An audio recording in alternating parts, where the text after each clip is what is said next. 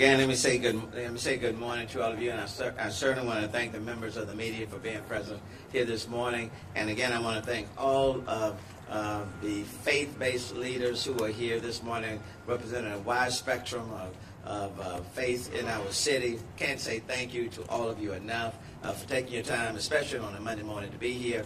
Certainly want to thank Councilmember Cisneros for being present, and Councilmember Mike Knox. Where's Councilmember Mike Knox go? Oh, there he is. He was right. He was swooped up by the faith-based ministers. So I want to thank you for being. That's a good place to be.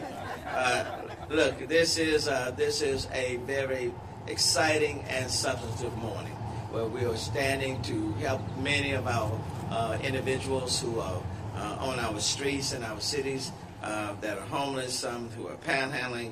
And so I want to thank you for being here today for this exciting and important launch.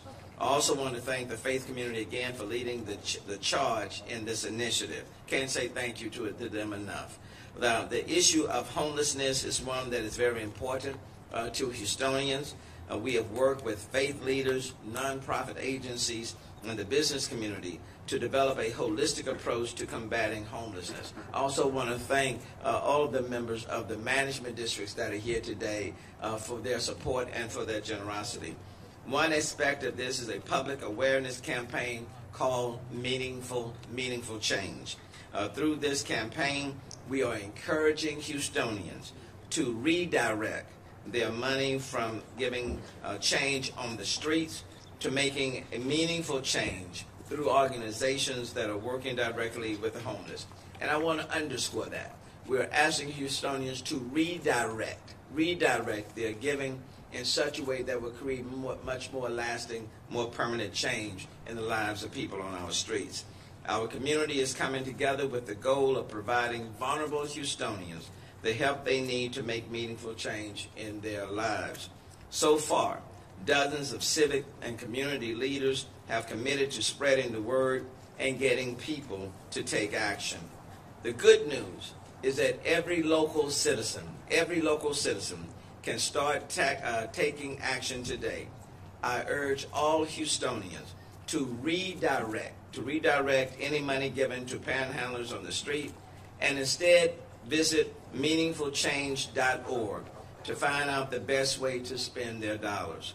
Additionally, I would like to invite all local business and community organizations to lend their support to the meaningful change effort in whatever way they can. A lot of the communities, a lot of the faith-based communities, churches, synagogues can have their own way of giving, but we especially want to ask people to redirect their form of giving from just giving to panhandlers on the street and becoming enablers. Alert your members, employers, family, or friends. Share our educational materials at every opportunity and help emphasize the importance of making a meaningful change. You will begin to hear radio advertisements, billboards, signage like the one that's right behind us today, and social media over the next few months. Houstonians are compassionate. There is no question, no doubt about that. Houstonians are compassionate. That's what makes us who we are.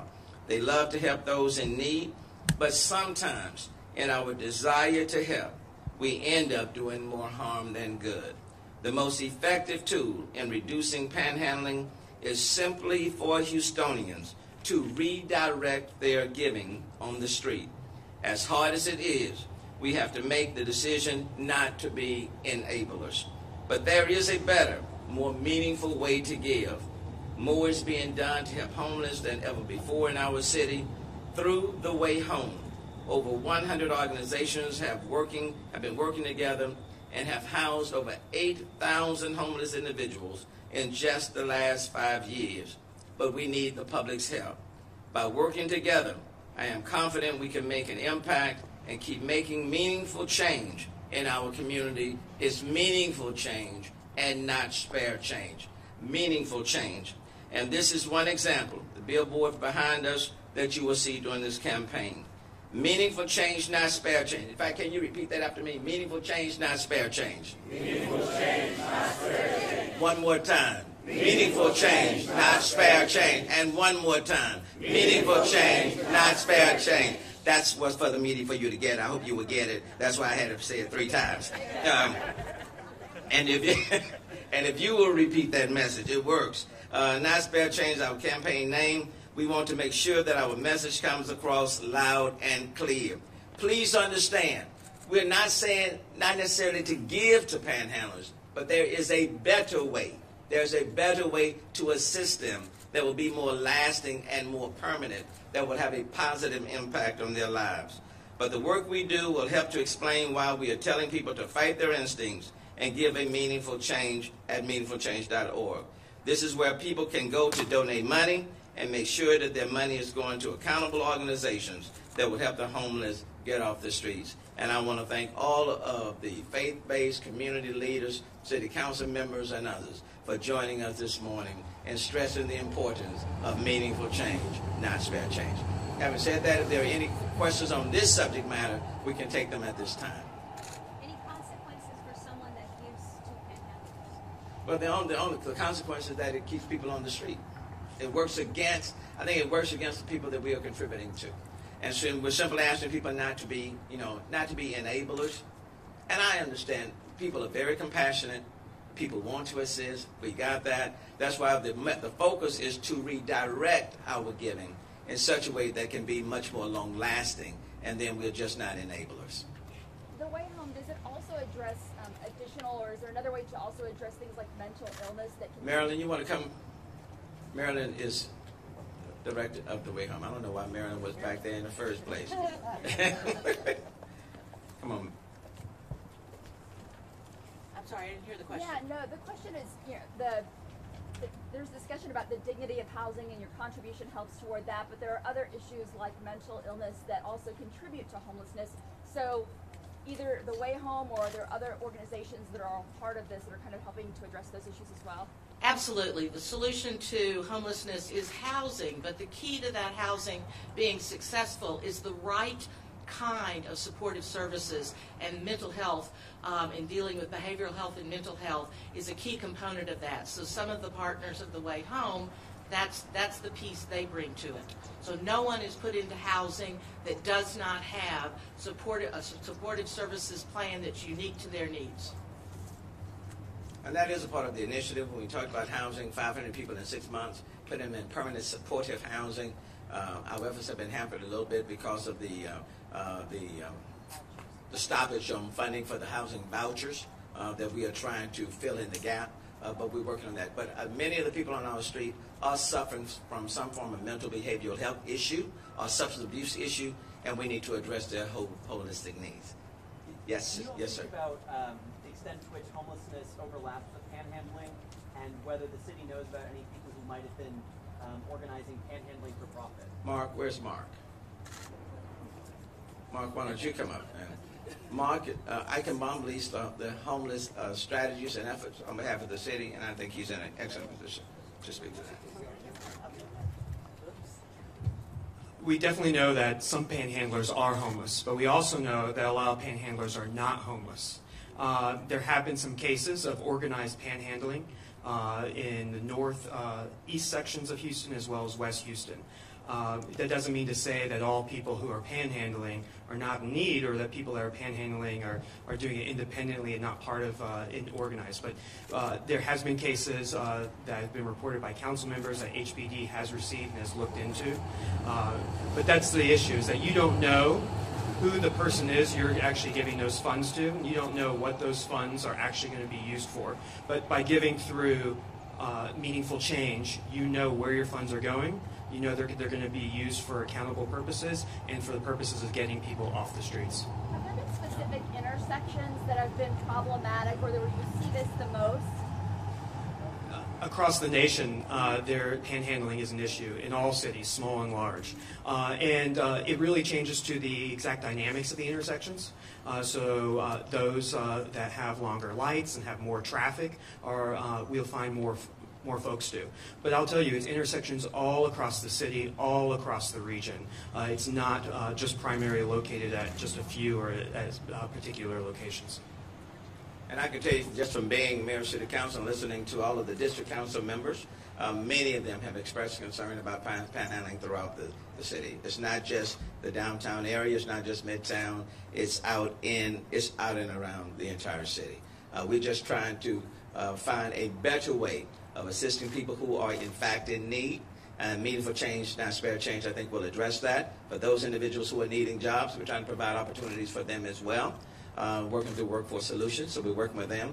And then we recognize that there are people who are suffering from mental and behavioral health issues, substance abuse. And of course, we're up in Austin right now with Malama team trying to encourage the state to do more for mental health and substance abuse finding.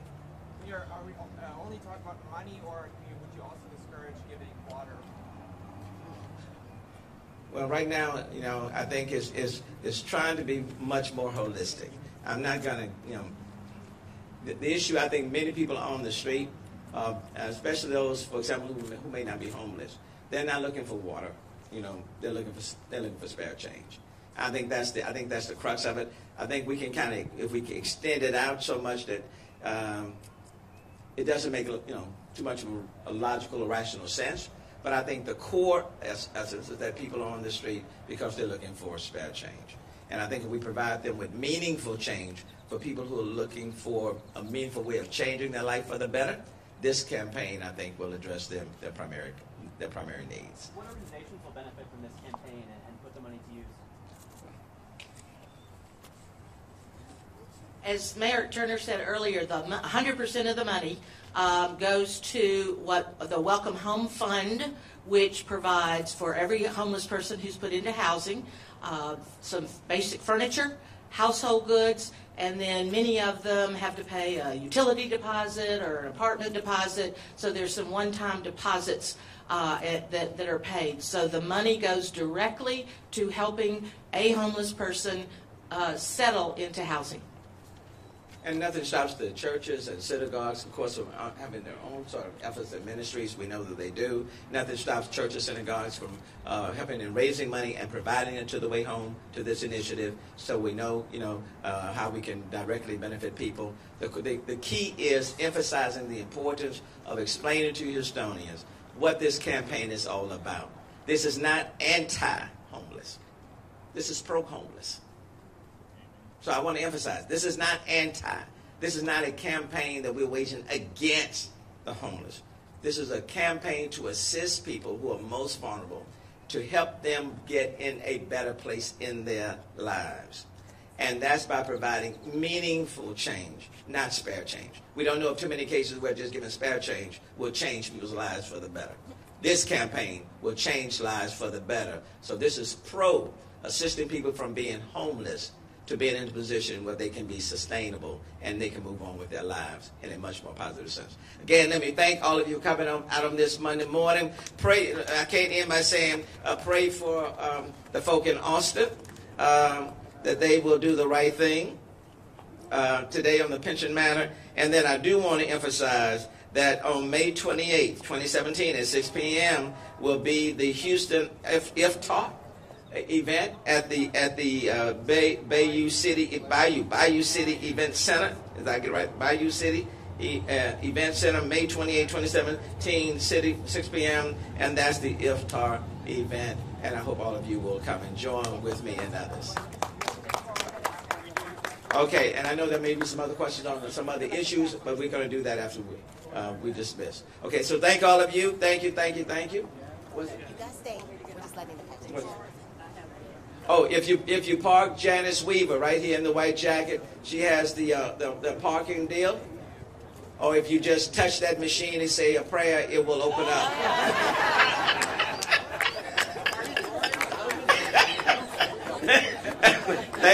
Thank you all. Appreciate it.